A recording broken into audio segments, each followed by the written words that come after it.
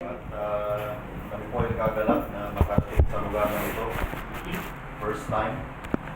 Pero may kaibigan po tayo na taga-Kogyo. Elder Jan, on the way. Nakasama din po natin last time sa Tinlupa. Muntinlupa. That was 2019. Ipanalangin niyo po siya. Dating pastor po ito. Pero dahil hindi po niya na-meet yung standard ng bilang asawa, ay iwalay po. Yun po yung nakakalungkot. Kaya panalangin po natin, mga kapatid. John chapter 3 verse 16. John 3:16. Excellent po ako mag-preach. Para mabigyan po natin ng pagkakataon ng bawat abot na naman.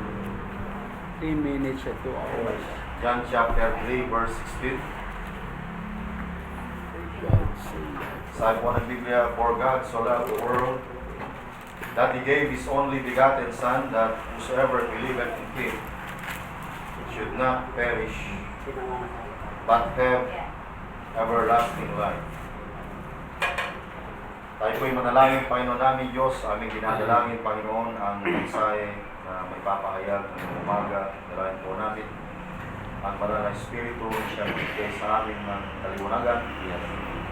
Matutunan po namin yung bagay na ito. At alam po namin, Panginoon, na Ikaw ang Diyos na siyang dakila sa lahat, na nagbigay sa amin ng pag-asa ng buhay na walang hanggan. At wala po kami dapat magpapili at may pagmalaki ngayon umaga nito sapagkat ang lahat ng mga bagay Panginoon Diyos ay iyo. Sa mamamagitan lamang po ng iyong dakilang biyaya. Salamat po dakilang Ama at pinadalangin po namin ang lahat ng ito sa pangalan po na aming Panginoong Jesus. Amen. Amen. Dito po sa John 3:16 ay makikita po natin yung dakilang pag-ibig po ng Panginoon na walang kapantay. Tinawag po itong agape sa Griego, which is the highest form of love. Na kahit sinong tao po ay hindi po kayang pantayan yung pag-ibig na ito sapagkat yung pag-ibig niya ito ay napakalawak at yung pag-ibig na ito ay hindi natin kayang aruhin. Alam po natin na ito po yung isang character or attributes ng Panginoon na hindi po dapat mawala po sa atin. Unang bagay na makita po natin dito sa John chapter 3 verse 16. Bago po yan ay sumugatan yung ating pag-aaralan, the sovereignty of God in our eternal salvation. Sabi po ng Biblia, for God. Una, makikita po natin diyan, mga kapatid, the beginning of our salvation. Na ang Diyos ay siya po mismo yung author ng ating kaligtasan. Walang sinumang nagdikta sa Diyos para iligtas mo si ganito, iligtas mo si ganyan, iligtas mo ako, Panginoon, kundi sa panimula, sa pasimula, ayon sa banal na kasulatan, sabi po ng Ephesians chapter 1, na yung ating pagkaligtas ay gawa po lamang ng Diyos, mga kapatid. Kaya dito po sa Ephesians chapter 1, verse 3, ang sabi niya, "Blessed be the God and Father of our Lord Jesus Christ, who hath blessed us with all spiritual blessings in heavenly places in Christ, according as He hath chosen us in Him." We are chosen as in Christ before the foundation of the world, that we should be holy and without blame before Him in love, having predestinated us unto the adoption of children by Jesus Christ to Himself, according to the good pleasure of His will, to the praise of the glory of His grace, wherein He hath made us accepted in the Beloved. So, from the beginning, before the foundation of the world, mga kapatid, God has already planned our salvation. Amen. Amen. Pinlano po niya yung ating kaligtasan, mga kapatid. At alam po natin na sa ating eternal na kaligtasan ay wala po tayong naidagdag. Sapagkat kung meron man po tayong idadagdag sa kaligtasan po natin, hindi na po magiging biyaya ang kaligtasan ng Panginoon. Amen. Tandaan po natin, even 1% mapatid na pwede nating idagdag ay hindi po magiging biyaya yan. Sapagkat alam po natin yung grace ng Panginoon ay that is sufficient. So dito makikita po natin yung layunin, mapatid, ng ating pagkapili. Tayo po ay inalaga ng una para sa pagpukpok. We are predestinated unto the adoption of children by Jesus Christ to Himself according to the good pleasure of His will. So ibig sabihin po ay wala pong kalooban ng tao rito na pwede nating idagdag na gaya ng paniniwala ng iba, kundi yung kalooban na nito ay 100% will of God. It is 100% word of God. Amen. And it is 100%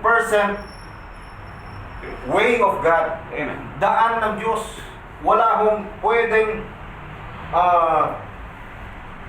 gawin ang tao para ang tao ay piliin ng Panginoon, sapagkat yung pagpili ng Diyos ay ayon lamang sa pamamagitan ng kanyang kalooban. Kaya kung titignan po natin, mga kapatid, hindi niya lamang pinlano ito, verse 9, having made known unto us the mystery of His will. Pinakilala niya sa atin ang hiwaga ng kanyang kalooban ayon sa kaniyang minagaling na pinasya niya sa kanya rin. Having made known unto us the mystery of His will according to His good pleasure. It was not only the plan of God, but our election is according to the good pleasure of His will. And not only that, we see it purpose in Himself. Amen. It was His plan, it was His good, His pleasure, and it was His purpose, not your own purpose. Amen. Right. Amen. Ano ba ang pwedeng may contribute ng tao sa kanyang kaligtasan? Wala. Kaya beforehand, mga kapatid, alam ng Diyos na tayo po ay mahulog sa kasalanan sapagkat ang tao po ay limitado. Limitado po tayo sa kaalaman. At kung papansinin po ninyo, verse 11, nabanggit niya yung ulit, in whom also we have obtained an inheritance, being predestinated, tayo inilaga, according to the purpose of Him who worketh all things. Ang kaligtasan ay hindi po 50-50. Amen. Ang pananampalataya ay galing sa Diyos. Amen. Ang pagsisisi ay galing sa Diyos. Right. Ang pagtanggap ay galing sa Diyos. Amen. We are accepted in the Beloved. Before tayo tinanggap ng Panginoon, Diyos munang tumanggap po sa atin. Because from the beginning, yung timeline po niyan, we are accepted in the Beloved. Kaya sabi ng Biblia, and the ground of His of our election is after the counsel of His own will. Kaya po mga kapatid, makikita natin from the beginning. Bro Dave, makitignan mo nga yung tao dyan, nandiyan na sa labas. And that from the beginning, mga kapatid, ay napakapalad po natin. We are blessed. Amen. Hindi ho swerte, hindi ho tsamba, hindi ho aksidente. We are Di malas. Dimalas. Dimalas o Dimalas. Di malas ka. Gemaras. Gemaras. We are blessed, sabi po ng Biblia. Amen. Yan. Good morning po. Morning. Dito na kayo, amo. Si Brother Alex. Si Brother Alex. Ay, kapangalan po. Mga gwapo palang Alex ah. Si Brother Alex, hindi na po ano sa atin yung bago. Kasama na po natin. Oo. Amen. Okay. Saan na ba tayo? Nalito tuloy ako. Di malas, di malas. Okay. The beginning of our salvation. Ang Diyos ang may agda po niya. Hindi natin pinlano yan na tulad ng iba, yung kaligtasan. ABC. Rules ah, may rules. Accept, believe, confess. Accept, believe, confess. Concept, believe, accept. Kahit anong kunahin ano. Kahit unahin mo, kahit balik-balik tayo mo, ganun pa rin yun, mga kapatid. Talagang Kaya ang Diyos po ang siyang nagsimula. And sa salvation, He is 100% sovereign. Kasi sabi ng 11, He worketh all things after the counsel of His own will. Ephesians 1, Amen. verse 11. Number 2, for God. Ano yung susunod? So love the world. So love the world. The boundary of our salvation. Ano ba yung boundary ng salvation? The boundary of our salvation is the word that He loved. It is the word of the elect. Amen. It is not the word of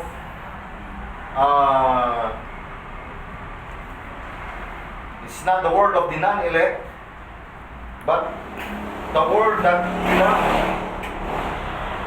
Kaya kung ating makita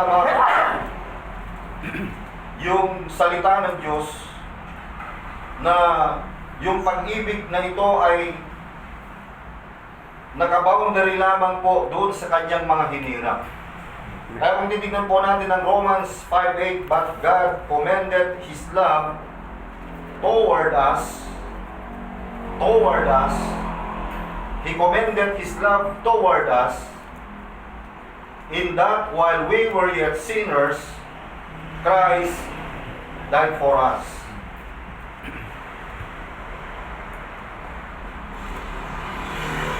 Romans chapter 5, verse 8. Verse 9, but more than being now justified by His blood, we shall be saved from the wrath through Him. So kung yung pinaglaanan, mga kapatid, yung boundary ng kaligtasan na ito ay makikita po natin dun sa 1 John chapter 2, verse 2. 1 John chapter 2, verse 2.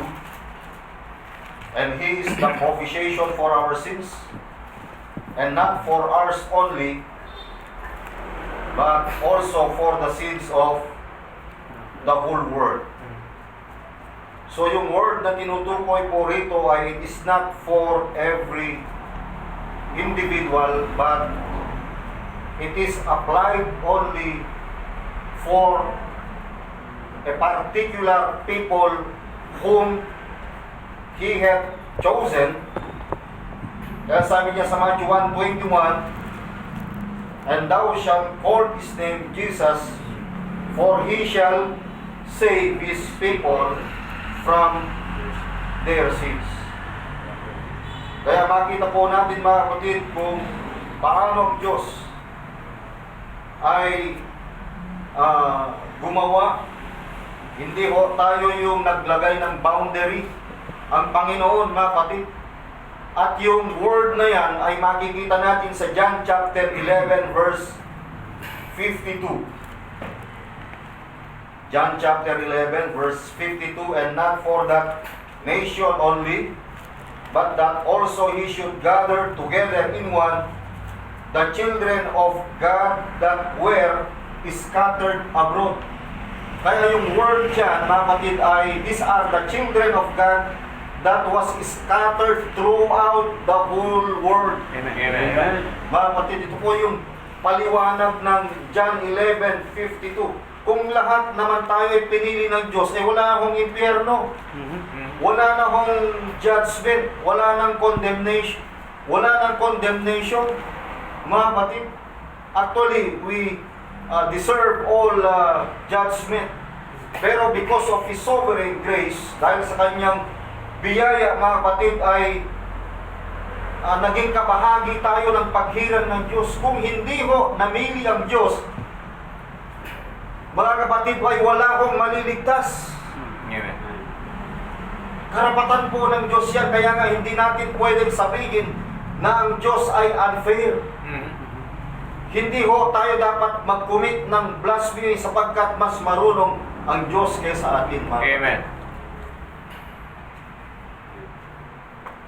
Wala naman talagang magagawa ang tao kasi kung ating titignan, yung kanyang pagkatao ay, sabi po ng Biblia, sa Isaiah 64:6, we are all unclean thing and all our righteousnesses are as filthy rags. So yan po ay mabigat na kalagayan ng tao na nangangailangan po ng tulong, nangangailangan po ng kaligtasan. And that word, makita po natin, for God, the beginning of our salvation, so loved the world, the boundary of our salvation, that He gave His only begotten Son, and that is the blood of our salvation. Hebrews 9:22, that without the shedding of blood, there is no remission of sins. Kaya nga hindi tinanggap ng Diyos yung alay ni Cain from the beginning, sapagkat hindi yun ang kailangan ng Diyos. It was a bloodless sacrifice. Kaya kung makikita natin si Abel, yung kanyang hangin, mga kapatid, ay it was honored by God because that is typically, mga kapatid, a picture of the coming Lamb na sinasabi ni John sa book of John, John chapter 1 verse 29, behold the Lamb of God which taketh away the sins of the world. And we know that our legal phase of our eternal salvation, not only in eternal, but He is also sovereign in our legal salvation. At alam po natin yung pagplaplano, mga kapatid, ng Diyos sa kaligtasan po natin ay it was foreordained before the foundation of the world. Doon sa 1 Peter chapter 1 verse 18, kung inyo pong titignan yan, mga kapatid, for as much as you know that ye were not redeemed with corruptible things as silver and gold, from your vain conversation received by tradition from your fathers, but with the precious blood of Christ as of a lamb, without blemish and without spot. Dito sa ating legal phase of our salvation, makikita po natin yung redemption po rito, yung pagtutubos. Amen. Makikita po natin dito yung pagtutubos ng ating Panginoong Kristo, and the only requirement for our redemption is, it is nothing but the blood of Jesus. Sabi nga ng awit natin. It is not silver, hindi sa pamamagitan ng pilak at hindi sa pamamagitan ng ginto. Verse 19, but with the precious blood of Christ as of a lamb, without blemish and without spot. Verse 20, nandito po yung plan, nandito po yung blueprint, who verily was foreordained before the foundation of the world, but was manifest in these last times for you. Hindi naman natin alam yan, yung nangyari na doon sa Cruz last 2,000 years ago, na dumating yung promised seed, dumating yung promised seed ay natupad, he became the promised son, at sabi ng Biblia, he is now the promised Savior, ng Isaiah chapter 9 verse 6. At kung ating makita mga kapatid na yung fulfillment ng prophecy na ito ay naganap, sapagkat yung actual na pagdating ng ating Panginoon Kristo ay it was written in the Holy Scriptures. And now, mga kapatid, ay ito po yung good news na ating pinapangaral. Hindi para sila ay maligtas eternally, kundi marinig nila na mayroong pag-asa ng buhay na walang hanggan na ginawa ng ating Panginoon Kristo na naging katuparan ng Ama sa pangakong buhay na walang hanggan. We are not only redeemed, but we are also reconciled. Amen. Nireconcile po tayo sa pamamagitan ng kamatayan na ito, mga kapatid. Sapagkat kung tayo lang ang makikipag-reconcile sa Diyos, hindi natin kaya.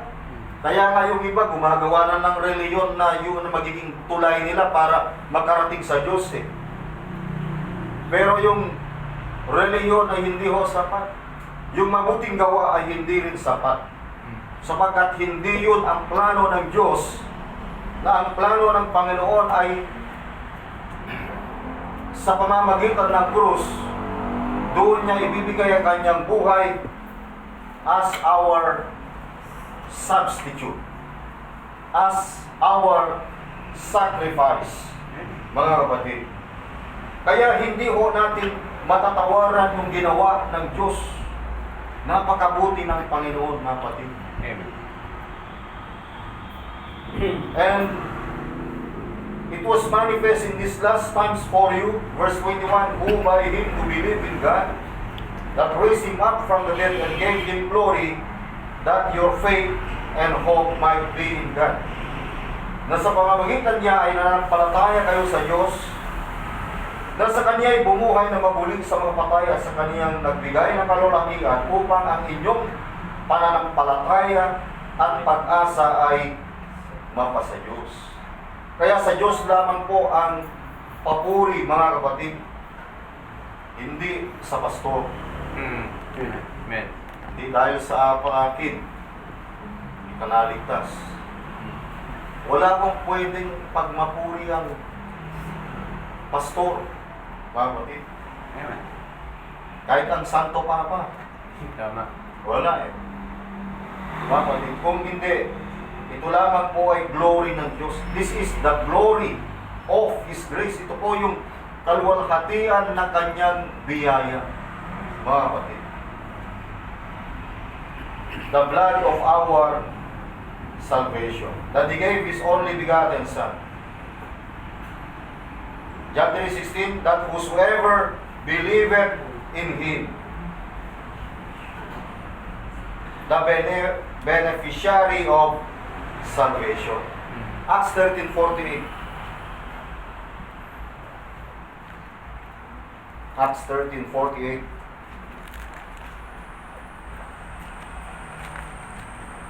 Sabi po ng Biblia, and when the Gentiles heard this, they were glad and glorified the word of the Lord, and as many as were ordained to eternal life.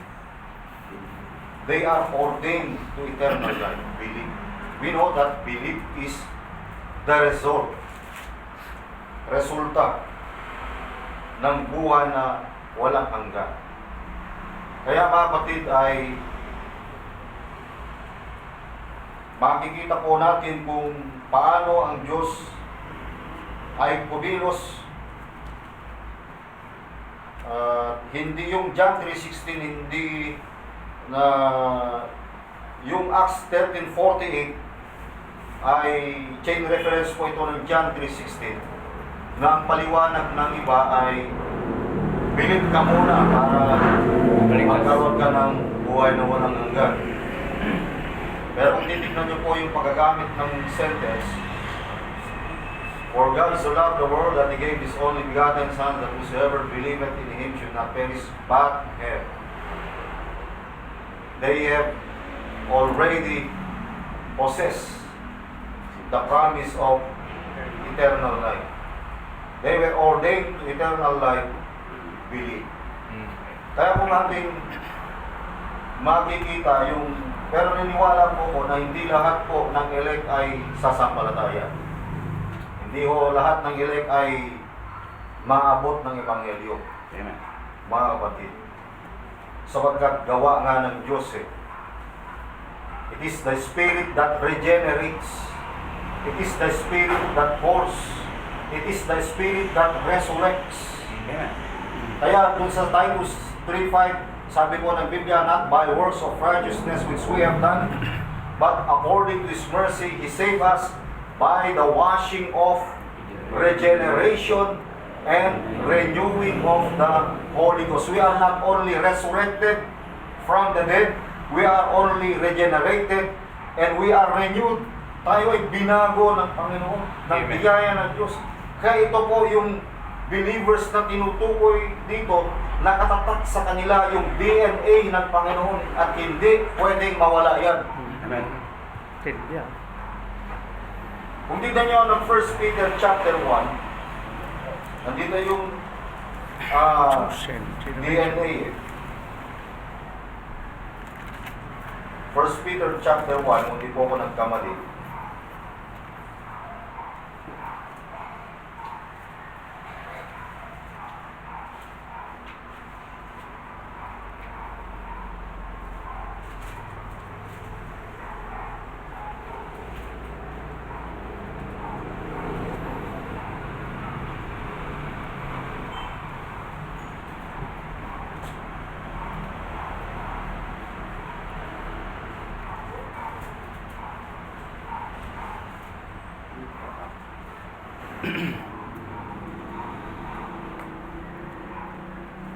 Second Peter chapter 1 pala. Sorry.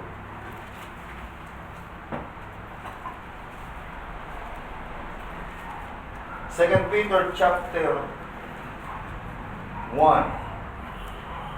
According as His, verse 3, according as His divine power hath given unto us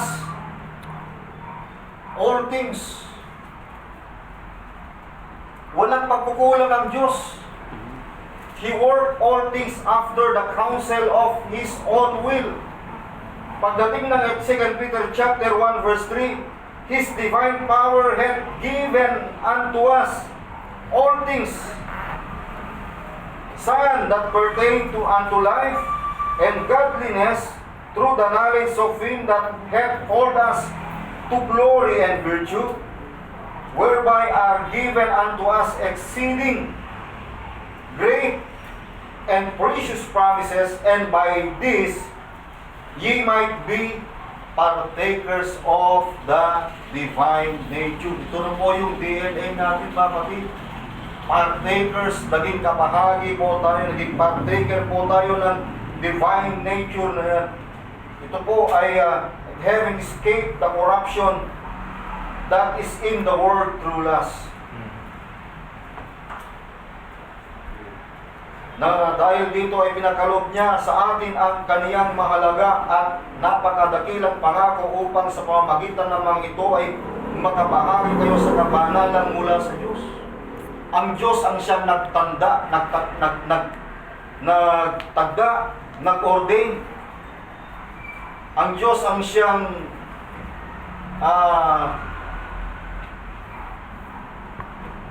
nagtalaga sa lahat ng mga bagay.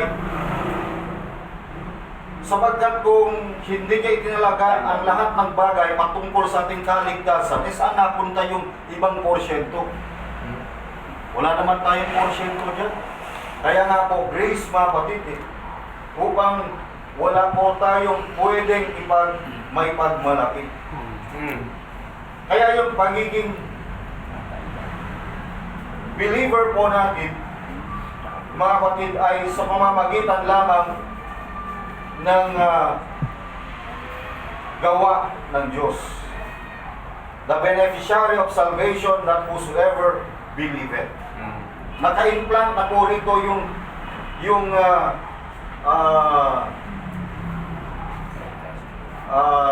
DNA, divine nature, partaker of a divine nature, mga kapatid. Kung inidikit na sa atin yung lahat ng mga bagay dito, wala na po tayong kailangan. Walang magagawa, kaya nga walang magagawa ang kayamanan ng tao, ang kanyang edukasyon, ang kanyang natapos, at ang lahat ng bagay dito sa mundo, sapagkat ito po ay napaka-temporal lamang po, mga kapatid. Kaya ito po yung tunay na kayamanan na meron po sa atin. Hindi ko ito mawawala. Amen. Mga kapatid. Panglimang bagay natin makita, should not perish but have everlasting life. The benefits of salvation. The benefits of salvation, we are protected by the love of God. Amen. Kaya sabi dun sa Romans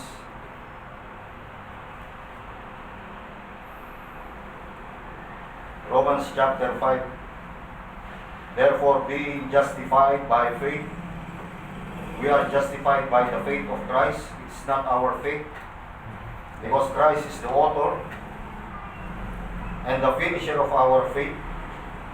We have peace with God through our Lord Jesus Christ, by whom also we have access by faith to His grace, wherein we stand and rejoice in hope of the glory of God.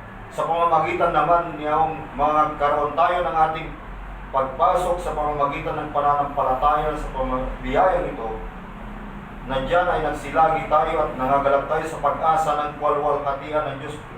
Wherein we stand, ito po ay tinayuan po natin, tayo ay nagalak sa pag-asa ng kaluwalhatian ng Diyos, at yung pag-asa ng kaluwalhatian ng Diyos na nagbigay sa atin ng pag-asa na kundi ang Diyos mismo, at tinupad mismo ito ng ating Panginoong Kristo sa krus, at sinelyuhan po ito ng banal na Espiritu sa buhay po natin. Amen.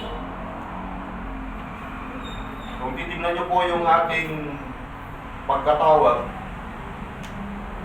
kung titignan po natin yung Galatians chapter 4, Galatians chapter 4,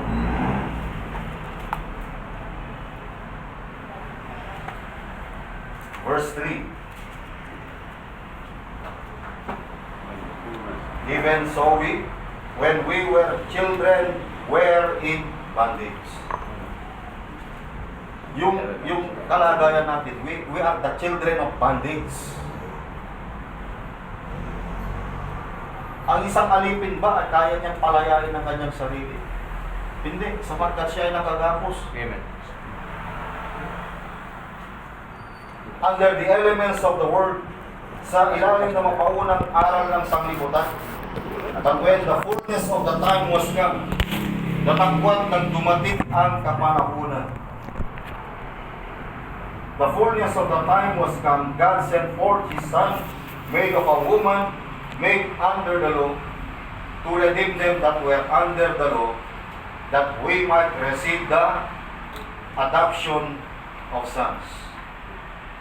Yung pangako ng pagkupkop ng Ephesians chapter 1 verse 6, mga kapatid, ay naganap lamang last 2,000 years ago sa pamamagitan ng katubusan na ginawa ni Kristo sa pamamagitan ng kanyang banal na dugo, na siyang nagpalaya po sa atin mula sa pagkaalipin. Hindi na tayo alipin ng pagkakasala. Amen. Kaya kung titignan niyo po ang Galatians chapter 5, may sinasabi siya ron. Kung nakalaya na kayo, ye are not under the elements of this world. Amen. Kung tignan niyo ang Galatians chapter 5 verse 1, sabi niya, stand fast, Therefore, in the liberty wherewith Christ hath made us free, and be not entangled again with the yoke of bondage. Amen. Sapagkat hindi na tayo alipin yan. Baka yung iba sa'yo, nagtitrick and threat pa rin eh. Problema kung matreat kayo dyan. Kapatid, hindi ho tayo nagsusuot ng mga costume, ng mga umalduman ng mga... Natural na yan. Baka ba'y nagkarolig pa? Gusto nyo pa maging vampira. Ano yan? Fresh blood, dinuguan, o mainit na tubig na lang? Huwag na ho. Tea. Tatay. Kaya mga kapatid, but have everlasting life. Amen. Hindi ho mawawala ang kaligtasan. At lalo na hindi ho mabubura ang pangalan ng namubura ba? Sa talaan ng buhay. Hindi ho mawawala. Kasi Diyos ang may akda, mga kapatid. Kaya pasalamat po tayo sa Panginoon sapagkat ang Diyos ang may hawak po ng ating kaligtasan. He is totally 100% sovereign in our salvation from eternal to glory. Magandang umaga po sa ating lahat. Amen.